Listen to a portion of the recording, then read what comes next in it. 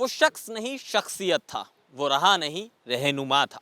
आज देश ने एक ऐसे राजनेता को खो दिया जिसे किसानों का नेता कहा जाता था, जो किसानों के साथ कदम से कदम मिलाकर चलता था, जिस पर कई आरोप लगे, वो जेल भी गया, मगर उसको आज भी लोग बड़े पसंद करते हैं। जिसकी विरासत हरियाणा में आज भी बोलती है, जो आज भी हरियाणा समेत पूरे देश के लोगों के दिलों पर राज करता है और लोग उसे अपनी अपनी भाषा में श्रद्धांजलि दे रहे हैं। हम बात कर रहे हैं ओम प्रकाश चौटाला की, जिन्होंने गुरुग्राम में आखिरी सांस ली। नमस्कार, मेरा नाम है केशव पांचाल और आप देख रहे हैं हमारी खास पेशकश कौन है। आज बात होगी उस राजनेता की जिसने हरियाणा में रहते रहते पूरे देश में अपना नाम की गूंज सुनाने पर लोगों को मजबूर कर दिया। इसके साथ ही बात होगी उसके फादर साहब की भी, जो पहली बार देश के उप प्रधानमंत्री बने। तो जिस तरह से जब जब चौधरी देवीलाल की बात होगी, जब जब ओम प्रकाश चौटाला की भी बात होगी। ओम प्रकाश चौटाला जो हरियाणा प्रदेश के 5 बार मुख्यमंत्री बने रहे। बेशक पहला जो उनका मुख्यमंत्री का कार्यकाल हो वो मात्र 6 महीने का हो, मगर उसके बाद जो उन्होंने लगातार मुख्यमंत्री पद का दारोमदार संभाला वो अपने आप में ही वाकई में काबिल तारीफ था। अगर मौजूदा समय की बात की जाए तो ओम प्रकाश चौटाला के 2 बेटे आते हैं, जिसमें एक जो बड़े बेटे हैं उनका नाम आता है अभय चौटाला और एक है अजय चौटाला। आप जो पिछले चुनावों से पहले की बात की जाए, जब उप मुख्यमंत्री दुष्यंत चौटाला हुआ करते थे और एनडीए के साथ उन्होंने गठबंधन किया था और जेजेपी सत्ता में आई थी और दुष्यंत चौटाला को उप मुख्यमंत्री का ताज से नवाजा गया था, तो वो भी ताऊ देवीलाल की ही देन थी। इसके बाद ही हमने देखा था पिछले चुनावों में जो ओम प्रकाश चौटाला थे वो इतने स्वस्थ नहीं नजर आते थे और उन्होंने चुनाव से दूरियां बनाई थी। मगर हाँ, कुछ जगह उन्होंने चुनाव प्रचार जरूर किया था और वो इनेलो की पगड़ी पहनकर हमें अजय चौटाला के समर्थन करते हुए नजर आए थे।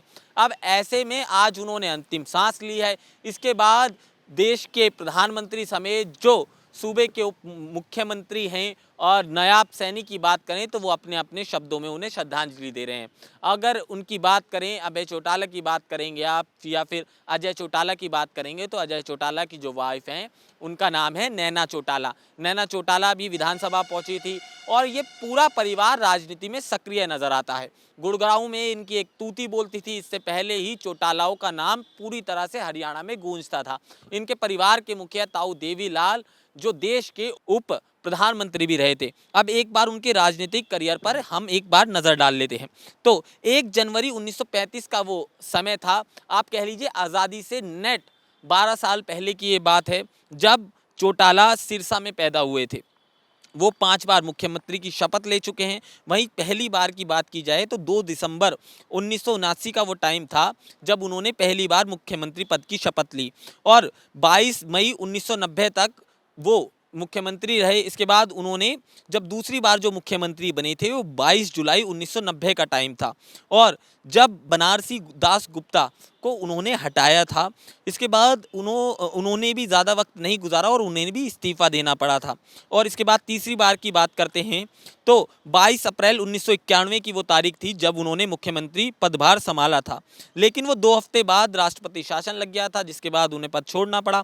लेकिन वो 1999 की बात करें तो विधानसभा भंग हो गई थी और फिर 2 मार्च 2000 में वो 5वीं बार मुख्यमंत्री पद चुना उन्होंने और मुख्यमंत्री बने और हरियाणा की बागडोर पूरी तरह से उनके हाथ में आ गई।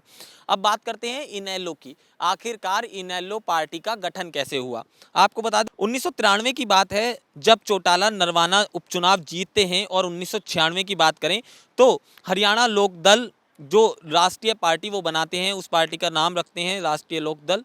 और तो इसमें पूरी तरह से फूट हो जाती है और इसके साथ ही 1998 की बात करें तो बसपा के साथ मिलकर वो 5 लोकसभा सीटें भी जीत लेते हैं। पार्टी का नाम बदलकर इंडियन नेशनल लोक दल कर दिया जाता है। चौटाला के परिवार में कौन कौन है, आपके जहन में ये सवाल उठता होगा, तो आपको फटाफट उनके परिवार की बात बता देते हैं। चौटाला की जो शादी हुई वो स्नेहलता से हुई थी। उनका निधन अभी हाल ही में 5 साल पहले की बात करें 2019 में उनकी जो वाइफ थी उनका निधन हो गया था। उनके 2 बेटे जैसा कि मैंने आपको बताया अजय चौटाला और अभय चौटाला हैं, दोनों ही राजनीति में सक्रिय हैं। और जो अजय की पत्नी है वो हैं नैना चौटाला और अभय की पत्नी का नाम है कांता चौटाला। और चौटाला की 3 बेटियां भी हैं, उस एक का नाम है सुचित्रा, सुनीता और अंजलि। उनके 3 भाई हैं, रंजीत चौटाला और प्रताप सिंह चौटाला और जगदीश कुमार चौटाला। रंजीत चौटाला वही हैं जो अभी हाल ही में पिछली सरकार की बात करें तो जेल मंत्री रहे थे, अभी निर्दलीय चुनाव लड़े थे और हिसार से निर्दलीय चुनाव वो हार गए थे। रंजीत चौटाला, क्योंकि पिछले चुनाव जो हमने देखे वो बड़े ही दिलचस्प नजर आए, जिसमें पूरा चौटाला परिवार ताश के पत्तों की तरह बिखर गया था और हमने देखा था कि दुष्यंत चौटाला खुद चुनाव हार गए थे, क्योंकि जेजेपी अकेले बिना किसी समर्थन के साथ चुनाव लड़ी थी। हाँ, जाहिर सी बात है, चंद्रशेखर आज़ाद की एएसपी पार्टी के साथ उनका गठबंधन था, मगर दोनों मिलकर कुछ कमाल नहीं कर पाए थे। अगर आरोपों की बात करें, क्योंकि चौटाला पर आरोप भी बड़े लगे हैं और उन पर ज़मीन को लेकर कई आरोप लगते नजर आए हैं, तो हरियाणा के एक आईएएस अधिकारी थे जिनका नाम था संजीव कुमार, तो उन्होंने जेबीटी की बात करें, क्योंकि शिक्षा भर्ती होती है उसमें घोटाले का, भ्रष्टाचार का जो मामला था, उन्होंने सुप्रीम कोर्ट में उसकी याचिका दी थी। तो ओम प्रकाश चौटाला पर आरोप था कि उन्होंने शिक्षक भर्ती की बात करें तो 3-4 लाख रुपए पर आदमी से लिया है। इस मामले में 9 साल से ज़्यादा वो जेल में रहे थे।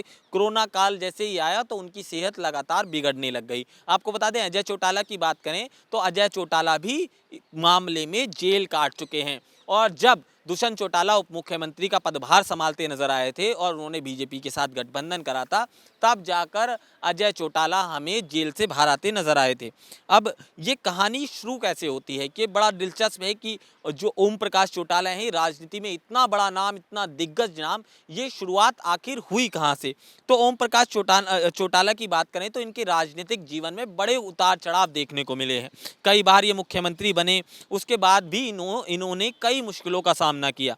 उन्हें कई बार मुश्किलें इसलिए सामने आई क्योंकि कई तरह के घोटालों के आरोप उन पर लगे, और जेबीटी घोटाला सबसे बड़ा घोटाला बनकर सामने आया, जिसने चौटाला का पूरे करियर पर एक धब्बा लगा दिया और लोगों ने उनका खूब विरोध भी करा था। इन चुनावों में भी हमने देखा कि किस तरह अजय चौटाला का विरोध हरियाणा की जनता ने करा था। इसके साथ ही दुष्यंत चौटाला का विरोध भी हरियाणा की जनता करती हुई नजर आई थी। इसके साथ ही चौटाला परिवार की संपत्ति पर भी लगातार सवाल उठते हैं कि आखिरकार जो चौटालाओं का साम्राज्य है वो लगातार बढ़ा है। दिन दुगनी रात चौगनी तरक्की चौटालास ने की है। गुड़गांव से लेकर हिसार तक आपको कई प्रॉपर्टी चौटालास की दिख जाएंगी। तो मगर इसके इतर आप बात करेंगे तो चौटालाओं के संघर्ष की कहानी को भी आपको ध्यान में रखना पड़ेगा। इसके साथ ही लगातार जो विपक्षी दल हैं, या कह लीजिए हरियाणा की मौजूदा सरकार है, इसके साथ ही राष्ट्रीय पार्टी भी पूरी तरह से शोक में डूबी नजर आ रही हैं। ओपी चौटाला को लेकर तमाम लोग बयान दे रहे हैं, अपने अपने शब्दों में श्रद्धांजलि दे रहे हैं। नायाब सिंह सैनी ने भी उन्हें श्रद्धांजलि दी है और हरियाणा को एक क्षति बताया है कि उन्हें उनके जैसा राजनेता खोना एक बड़ी क्षति बराबर है। इसके साथ ही हम बात करें कैबिनेट मंत्री की, हरियाणा के जो कैबिनेट मंत्री हैं उनकी हम बात करें तो उन्होंने भी, सभी कैबिनेट मंत्री ऑलमोस्ट, उन्होंने भी बताया है कि ओम प्रकाश चौटाला का इस दुनिया से जाना राजनीति के लिए एक बड़ा ही हानि वाला है। इसके साथ ही बिहार के मुख्यमंत्री नीतीश कुमार की बात करें तो उन्होंने भी एक बड़ी क्षति बताई है। इसके साथ ही जो सिरसा में जब वो चौटाला पैदा हुए थे तो उनका नाम बड़ी तेजी के साथ उभरा था और एक समय पर लग रहा था कि वो इस विरासत को कैसे संभालेंगे, क्योंकि उनके फादर साहब की जो विरासत थी और वो पूर्व उप प्रधानमंत्री रहे थे, तो उस प्रधानमंत्री उप प्रधानमंत्री पद को बरकरार रखना और उस तरह की शाख बचानी और देवीलाल के नाम को आगे ले जाना एक बड़ा टास्क ओम प्रकाश चौटाला के लिए था। मगर उन्होंने वो सारी चीज़ें बखूबी तरह से निभाई और उन्होंने ज़बरदस्त तरह से चीज़ों को दिखा। अगर सिरसा की बात करें, जो विधायक हैं अर्जुन चौटाला और उनके पड़पोते कहे जाते हैं, वो भी उनकी जो शोक सभा होगी वहाँ के लिए निकल चुके हैं। और जो गांव डबवाली है, क्योंकि वो पुश्तैनी विरासत उनकी कही जाती है, डबवाली से हमने देखा है चौटालाओं ने कई चुनाव लड़े हैं और कई चुनावों में जीत हासिल की है। अगर मौजूदा चुनावों की बात करें या उससे पहले वाले चुनावों की बात करें तो हमने देखा है कि इनेलो का डामाडोल होता दिखा है, मगर उससे पहले इनेलो ने बड़ा अच्छा प्रदर्शन करा है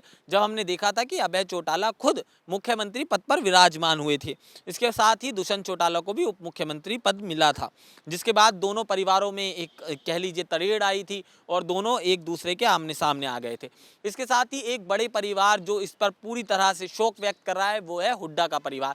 दीपेंद्र हुड्डा की बात करें, भूपेंद्र सिंह हुड्डा के बेटे जो पूर्व मुख्यमंत्री रहे हरियाणा के और मौजूदा सांसद दीपेंद्र हुड्डा भी इस पूरे घटनाक्रम को बड़े शोक की तरह से देख रहे हैं और पूरे पर बता रहे हैं कि ये एक बड़ी क्षति है राजनीतिक जगत के लिए।